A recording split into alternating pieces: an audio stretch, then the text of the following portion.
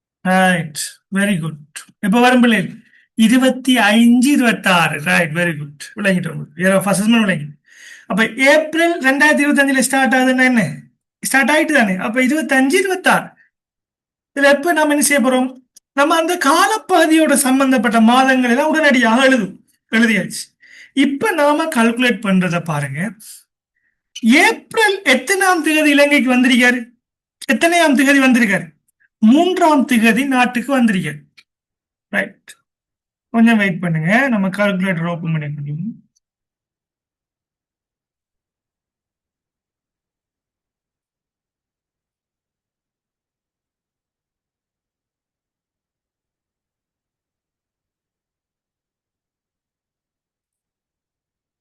Right, April 3ஆம் தேதி இலங்கைக்கு வந்திருக்காரு.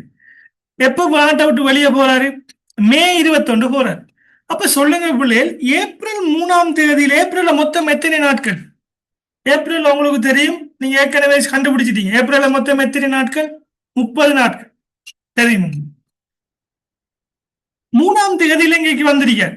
அப்ப ஏப்ரல் மாதம் முழுவதும் இலங்கையில நிக்காதா இல்லையா? 3ஆம் தேதியில இருந்து நிக்காது. அப்ப நாம என்ன செய்யணும் பிள்ளை?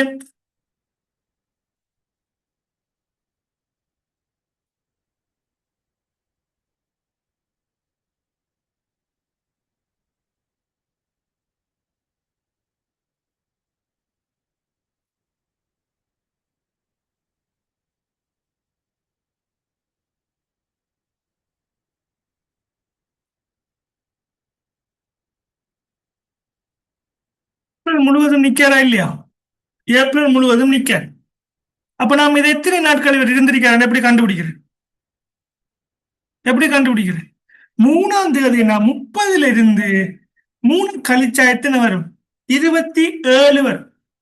இதோட என்ன செய்யணும்? ஒன்றை கூட்டினா 28 நாள் வரும். அப்ப இது ஏன் சார் ஒன்றை கூட்டுறீங்க? எண்ணி பாருங்க உங்களோட கையால. 3ஆம் தேதியிலிருந்து 31ஆம் தேதி 30ஆம் தேதி வரைக்கும் என்ன எத்தனை நாட்கள் இருக்கு? மொத்தம் ஏப்ரல் 30 நாள். ஓகே, 3ஆம் தேதியிலிருந்து 30ஆம் தேதி வரைக்கும் எத்தனை நாட்கள் இருக்கு? நீங்க எண்ணி பார்க்கும்போது பாத்தீங்கன்னா 28 நாள் வரும். அப்ப நீங்க ஷோர்ட்டா நீங்க எக்ஸாம்பிள் நீங்க ஒன்று பார்க்கலாம். இப்படி சொல்லுங்களேன். இப்ப 1 தொடக்கம் 5,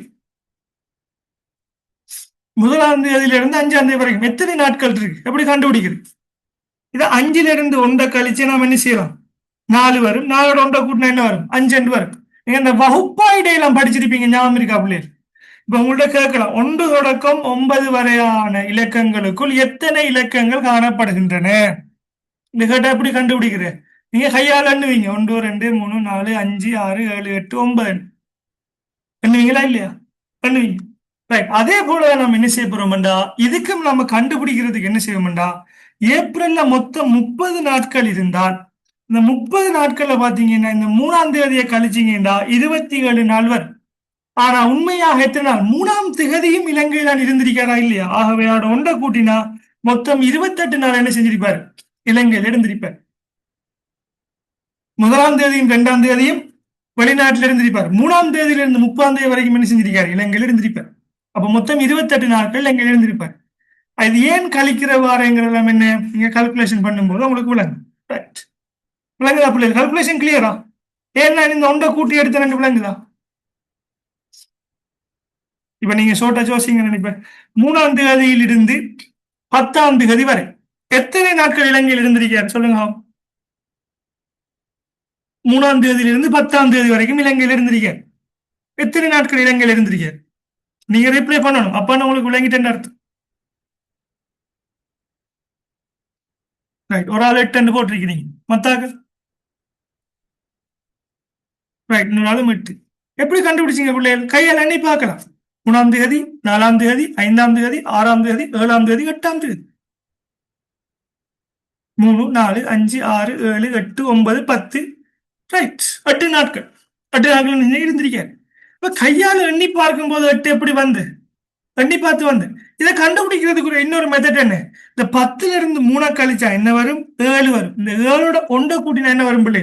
8 வரும். இதான் அந்த ஃபார்முலா. இந்த ஃபார்முலா தான் நம்ம என்ன செஞ்சிருக்கோம்? நாம இதுக்கும் யூஸ் பண்ணிருக்கோம்.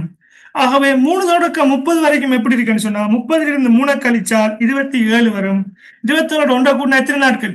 28 நாட்கள் என்ன செஞ்சிருக்காரு? இலங்கையில் இருந்திருக்காரு. இப்ப மே மாதம் 1ஆம் தேதியிலிருந்து 21ஆம் தேதி வரைக்கும் இருந்திருக்காரு. 21ஆம் தேதி நாட்டை விட்டு போறார். அப்ப சொல்லுங்க எத்தனை நாட்கள் இலங்கையில் இருந்திருக்காரு? 1ஆம் தேதியிலிருந்து 21ஆம் தேதி வரைக்கும் எத்தனை நாட்கள் இலங்கையில் இருந்திருக்காரு? ஃபர்ஸ்ட் கிளாஸ் கொஞ்சம் டைம் எடுக்கும் தான், புது பாடம் தானே. அடுத்தடுத்த கிளாஸ் நம்ம கிளியர் ஆயிரும். எத்தனை நாட்கள்? 20ஆ? ரைட். இதுல ஒரு முக்கியமான விஷயத்தை சொல்லும். 21ஆம் தேதி ஏர்போர்ட்ல இருக்கார். ஏர்போர்ட் எங்க இருக்கு? இலங்கையில இருக்கு. அப்ப இலங்கையில இவர் கால் வச்சிருந்திருக்காரா இல்லையா? 21ஆம் தேதி இவர உடம்பு இலங்கையில் இருக்கா இல்லையா? இவர பாடி எங்க இருக்கு? இவர பாடி எங்க இருக்கு? இலங்கையில் இருக்கு. அப்ப ஜனவரி, அதாவது மே மாதம் 1ஆம் திகதியில இருந்து 21ஆம் திகதி வரைக்கும் இலங்கையில் இருந்துள்ளாரா இல்லையா? இருந்துள்ளார். அப்ப எத்தனை நாட்கள் இருந்திருக்காருன்னா 21 நாள் இருந்திருக்காரு. அப்ப நீங்க நீங்க என்ன செஞ்சிருக்கிறீங்க? 31 இருந்து 21 கழிச்சிருக்கிறீங்க. அது கழிக்கப்பட ஏன் பிள்ளை நம்ம இப்ப கண்டுபிடிக்கிறது வெளியேறியதுக்கு பார்க்க. 1ஆம் தேதியிலிருந்து 21ஆம் தேதி வரைக்கும் நாட்டில் இருந்திருக்காரு. 21ஆம் தேதி என்ன செஞ்சிட்டாரு? நாட்டை விட்டு போயிட்டார். அப்ப நாம என்ன செய்யணும்? 1ஆம் தேதி இருந்து 21ஆம் தேதி வரைக்கும் பாத்தீங்கன்னா 21 நாள் இருக்கு. அப்ப போன நாள்ல இருந்து என்ன செய்யணும்? அவர் இருந்த நாளை கழிச்சீங்கன்னா 21 நாள் வந்து ரைட். இப்ப ஜூன் மாதம் 4ஆம் தேதி இலங்கைக்கு வாரார்.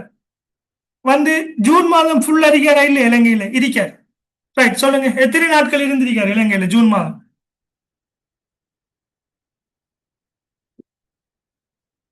ஜூன் மாதம் எத்தனை நாட்கள் இலங்கையில் இருந்திருக்காரு?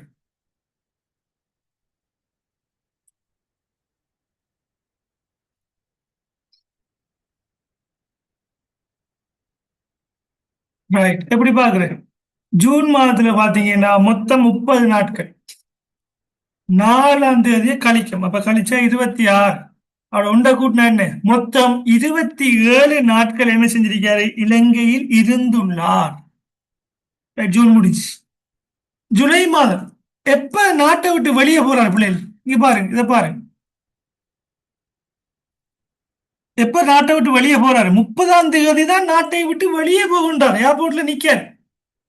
அப்ப சொல்லுங்க எத்தனை நாட்கள் இலங்கையில் இருந்திருக்கார்? நம்மளோட சட்டத்துல நாம தெளிவா விளங்கிக்கொள்ளணும். இலங்கைக்கு வந்த நாளையும் இலங்கையை விட்டு சென்ற நாளையும் எந்த நாளை நாம் எடுக்கணும்? அவரோட உடம்பு எங்க இருக்கு? ஏர்போர்ட்ல இருக்கு. இலங்கையில் இருந்த நாளாகவே எடுக்க வேண்டும். விளங்குதா? இலங்கையை விட்டு சென்ற நாளையும் இலங்கையில் இருந்த நாளையும் என்ன செய்யணும்? ரெண்டையும் இலங்கையில் உள்ள நாளா தான் நம்ம என்ன செய்யணும் பிள்ளைகள்? நம்ம எடுக்கணும். ரைட், அதை நான் நோட் பண்ணி தரணும். ரைட். ஆகவே என்ன? எத்தனை நாட்கள்? ஜூலை மாதம். Right, very good. ஜூலை மாதம் எத்தனை நாட்கள்? 30 நாட்கள். Very good. அப்ப ஒன்று தொடக்கம் 30 நாள், 30 நாள் இருந்திருக்காரு ஜூலை மாதம். 30 நாள் இலங்கையில் இருந்திருக்காரு. இப்ப திருப்பி வரும் செப்டம்பர் 15. செப்டம்பர் 15ஆம் தேதி நாட்டுக்கு வாரார். வந்து எப்ப போறாரு? அக்டோபர் நின்று நவம்பர் 14ஆம் தேதி தான் நாட்டை விட்டு வெளியே போறார். அப்ப செப்டம்பர் மாதம் முழுவதும் இலங்கையில் இருந்திருக்காரா இல்லையா? இருந்திருக்கார். சொல்லுங்க, செப்டம்பர் மாதத்தில் எத்தனை நாட்கள் இலங்கையில் இருந்துள்ளார்? ஆகஸ்ட் மாதம் மாத்திரம் இல்லை. ஆகஸ்ட் மாதம் அவர் இலங்கையில இல்லார். அது பூச்சியம். இலங்கையில் இருந்த நாளை தான் கண்டுபிடிக்குமா? இலங்கையில் இருந்த நாட்களை தான் கண்டுபிடிக்கும். செப்டம்பர் மாதம் எத்தனை நாட்கள் இலங்கையில் இருந்துள்ளார்? சொல்லுங்க. சரியா புள்ளிய விட கண்டுபிடிங்க. 15ஆம் தேதி வந்திருக்காரு. செப்டம்பர் மாதம் ஃபுல்லா இலங்கையில நின்றிருக்காரு. அப்ப செப்டம்பர் மாதத்துல மொத்தம் எத்தனை நாட்கள்? கையில் எண்ணி பாருங்க. ஜனவரி, பிப்ரவரி, மார்ச், ஏப்ரல், மே, ஜூன், ஜூலை, ஆகஸ்ட், செப்டம்பர். செப்டம்பர்ல எத்தனை? 30 நாட்கள். ரைட். ஆன்சர்ஸ் பார்ப்போம். ரைட், நிறைய பேர் சரியான ஆன்சர்ஸ். ஓகே, 30 இருந்து என்ன? 15ஆம் தேதியை கழிக்கும். அப்ப கழிச்சா என்ன வரும்? 15 வரும். இதோட என்ன செய்ய போறோம்? ஒண்ட கூட்டினா செப்டம்பர் மாதம் 16 நாட்கள் இலங்கையில் இருந்திருக்க. இப்ப சொல்லுங்க நீங்க, அக்டோபர் மாதம் எத்தனை நாட்கள் இலங்கையில் நின்றீங்க? பௌதிக ரீதியாக அவர் எத்தனை நாட்கள் இருந்துள்ளார்? அவர் கால் வைத்துக் கொண்டு நின்றிருக்கார் இலங்கையில். உடம்பு இங்க இலங்கையில் இருந்திருக்கு. அக்டோபர் எத்தனை நாட்கள் இலங்கையில் இருந்துள்ளார்?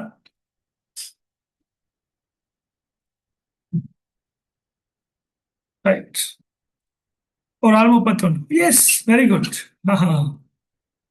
பாருங்க போல, அவர் எப்ப போறாரு நாட்டை விட்டு? நவம்பர் தானே போறாரு. அப்போ அக்டோபர் வர ஃபுல்லா நின்றிருக்காரு. ஃபுல்லா இருந்திருக்காரு. அக்டோபர் மாதத்துல 31 நாள் ஃபுல்லா இருந்திருக்காரு இலங்கையில. ரைட். இப்ப நவம்பர் நவம்பர் 1 இருந்து இருக்காரு. எப்ப நாட்டை விட்டு வெளியாகின்றார்? 14ஆம் தேதி. சொல்லுங்க, நவம்பர் மாதம் எத்தனை நாட்கள் இலங்கையில் இருந்துள்ளார்? இது 5 மார்க்ஸ் கேள்வியா? இது ஒரு 5 புள்ளிகளுக்கான கேள்வி உங்களுக்கு. எத்தனை நாட்கள்? Right, very good. ஒன்று தொடக்கம் 14 நீங்க கையால் எண்ணி பாத்தீங்கன்னா 14 நாள் வரும். 14 நாட்கள் இலங்கையில் இருந்திருக்காரு. இப்ப டிசம்பருக்கு சொல்லுங்க. இப்ப டிசம்பருக்கு வாங்க. டிசம்பர் 1 இலங்கைக்கு வந்துள்ளார். டிசம்பர் 22 இலங்கையை விட்டு சென்றுள்ளார். அப்ப 1 தொடக்கம் 22க்குள்ள எத்தனை நாட்கள் இருக்கின்றன? டிசம்பர் எத்தனை நாட்கள் இவர் இருந்துள்ளார்? அப்ப 22 நாட்டை விட்டு போறாரு. 1 வந்திருக்காருன்னு சொன்னா கழிச்சு நம்ம ஒன்றை கூட்டு நம்ம என்ன வரும்? ஃபோர்முலா போட்டாலும் அதை இலக்கு நம்பர் உங்களுக்கே சாதாரணமா தெரியும். 1 தொடக்கம் 22 வரைக்கும் எத்தனை நாட்கள்? 22 நாட்கள் இலங்கையில் இருந்துள்ளார். Very good. 22 days. ரைட். அப்ப 22 நாள் இலங்கையில் இருந்திருக்க. ரைட். இப்ப சொல்லுங்க பிள்ளைகள். இப்ப எல்லா நாளும் கண்டுபிடிச்சிட்டோம். அவரை பாஸ்போர்ட் அனலைஸ் பண்ணி கண்டுபிடிச்சிட்டோம். இப்ப மொத்தம் எத்தனை நாட்கள் இலங்கையில் இருந்திருக்காரு? கால்குலேட் பண்ணி பாருங்க. கால்குலேட் பண்ணுங்க. எத்தனை நாட்கள் இருந்திருக்காரு இலங்கையில்? எத்தனை நாட்கள் பிள்ளைகள்?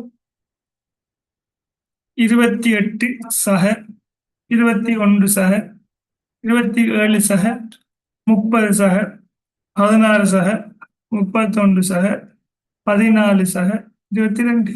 எத்தனை நாட்கள்? 189 நாட்கள் இலங்கையில் இவர் இருந்துள்ளார். ஆகவே என்ன?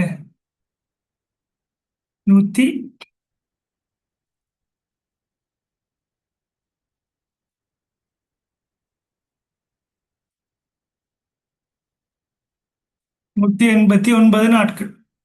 ரைட். இப்ப சொல்லுங்க, இவர் பதிவுள்ளவரா பதிவற்றவர்? ரைட். ஒரு ஆள் ஆன்சர் பண்ணிட்டாங்க. இவர் பதிவுள்ளவரா பதிவற்றவர்? இதான் நம்மளோட கேள்வி. 5 மார்க்ஸ் உரிய கேள்விதான். பதிவுள்ளவரா? எஸ், இவர் பதிவுள்ளவர். முதலாவது நீங்க விடைய கண்டுபிடிச்சிட்டீங்க. ஏன் பதிவுள்ளவர்? நம்மளோட சட்டம் என்ன சொல்லுதுன்னா, சட்டம் சொல்ற விஷயத்தை எழுதணும். ஃபர்ஸ்ட் சட்டம் என்ன சொல்லுது? ஒரு நபர் இலங்கையில் பௌதீக ரீதியாக 183 நாட்கள் அல்லது அதைவிட அதிகமான நாட்கள் இலங்கையில் பௌதீக ரீதியாக இருந்தால் அவர் பதிவுள்ளவராக கருதப்படுகின்றார். முடிச்சாச்சு. இப்ப பதிவுள்ளவருக்குரிய சட்டம் என்ன? இந்த ஹைலைட் பண்ணிருக்கிறது. அந்த சட்டத்தை எழுதணும். அவர் பதிவுள்ளவராக இருந்தால் இலங்கையில் உழைக்கின்ற வருமானத்திற்கும் வெளிநாட்டில் உழைக்கின்ற வருமானத்திற்கும் இலங்கை உள்நாட்டு இறைவர்த்தனைக்கு என்ன வரி செலுத்துவதற்கு பொறுப்புடையவர் ஆவார். இவர் என்ன செய்யணும்? இவர் சிங்கப்பூர் சிட்டிசன் இருந்தாலும் இவர் அதிகமான நாட்களை எங்க ஸ்பெண்ட் பண்ணிருக்காரு? இவர் இலங்கையிலான ஸ்பெண்ட் பண்ணிருக்கார். 189 நாள் இவர் இலங்கையில் இருந்திருக்கார். வருடத்துல அரைவாசை விட கூட. அப்படிதான் ஞாபகம் வச்சுக்கோங்க. வருடத்தில் அரைவாசி என்ன? 182.5. மட்டம் தட்டா 183. 183 அல்லது அதை விட அதிகமாக இலங்கையில் இருந்திருந்தா அவர் பதிவுள்ளவர். ஆகவே இதுக்குரிய விட எப்படி வரும் பிள்ளை? ரைட். இவர் உலகத்துல எங்க உழைச்சாலும் இலங்கை அரசாங்கத்துக்கு என்ன செய்யணும்? அதுக்குரிய கணக்குகளை சப்மிட் பண்ணி வரி செலுத்தணும். அதான் இவருக்குரிய சட்டம். ரைட். ஆகவே இதொழியும் நம்ம என்ன நமக்குரிய விடை சரி. ரைட்.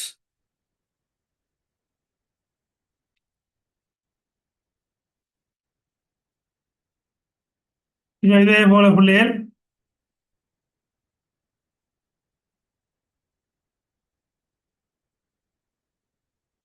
இதே போல சில கேள்விகள் இருக்கு நமக்கு. ரைட். அந்த கேள்விகளை நம்ம அடுத்த கிளாஸ்ல பார்ப்போம். அதை நான் உங்களுக்கு குரூப்ல நான் ஷேர் பண்றேன். அந்த கேள்விகளுக்கான விடைகளை நீங்க என்ன செய்யுங்க, எழுதி அனுப்புங்க. ஸோ இதோட நம்ம கிளாஸை முடிச்சுக்கொள்வோம். ரைட். இதுக்குரிய விடைகளையும் நான் உங்களுக்கு கொஸ்டின்ஸ் நான் அனுப்புறேன். 2 கேள்விகள் உங்களுக்கு அனுப்புறேன். அந்த பிடிஎஃப் நான் அனுப்புறேன். அதுக்குரிய விடைகளை நீங்க என்ன செய்யுங்க, செய்து நீங்க குரூப்ல ஷேர் பண்ணுங்க, அல்லது இண்டிவிஜுவலாக அட்மின் நம்பருக்கு சரி ஷேர் பண்ணுங்க. நான் கரெக்ஷன் பார்க்கறேன். சரியா? ரைட். நான் இதுல சில செஞ்ச மாதிரி இருக்கு. பாஸ் பேப்பர் கேள்விஸ் உங்களுக்கு இருக்கு 5 புள்ளிகள். இங்க பாருங்க, இதுவும் ஒரு பாஸ் பேப்பர் கேள்வி. இப்படி சின்ன சின்ன கேள்வியா மாதிரி இப்ப எப்ப வந்திருக்காரு, எப்ப நாட்டை விட்டு போயிருக்காரு, இவர் வதி உள்ளவரா இல்லையா. இப்ப இந்த 6 கேள்வி. நாட்டுக்கு வந்த டேட்டும் இருக்கும், நாட்டை விட்டு போன டேட்டும் இருக்கும், வேற வதி உள்ளவரா இல்லையா, 2 கொஸ்டின்ஸ். ரைட். ஆக இதை ஸ்கிரீன்ஷாட் பண்றாங்க, ஸ்கிரீன்ஷாட் பண்ணிக்கொள்ளுங்க. இதுக்குரிய விடைகளை செய்யும், ப்ராக்டிஸ் பண்ணுங்களா. விடையும் நான் போட்டிருக்கேன் பிள்ளைகள், இந்த இருக்கு விடை. பட் நீங்க கல்குலேஷனை பண்ணுங்களேன் பார்ப்போம். இதை ஸ்கிரீன்ஷாட் பண்ணிட்டீங்களா? ரைட். பண்ணி ஒரு ஆள் குரூப்ல ஸ்கிரீன்ஷாட் அனுப்புங்க, குரூப்ல போடுங்க. ரைட். இந்த ஒரு கொஸ்டின் இருக்கு, ராமன் இலங்கை பிரஜை, அதையும் ஸ்கிரீன்ஷாட் பண்ணுங்க. ரைட். ஆகவே இதுதான் வதி உள்ளவர் வதிவற்றோர் சம்பந்தமான விடை. 5 புள்ளிகளுக்கு உங்களுக்கு கேள்வி வரும். சரிதானே? ஸோ ஆகவே நம்ம இதோட நம்ம கிளாஸை முடிச்சு கொள்வோம்.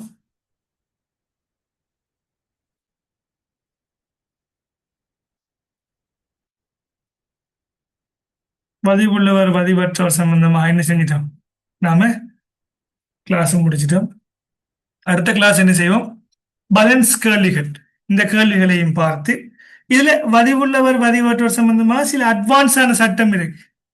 வெளிநாட்டில் இருக்கிற எம்பசியில, வெளிநாட்டு தூதுவதா, இலங்கையோடு சம்பந்தப்பட்ட தூதுவர் காரியாலயம் இருக்குந்தானே, வெளிநாட்டு தூதுவர் என்ன சொல்லுவோம், அம்பாசிடர் என்று சொல்லுவோம்.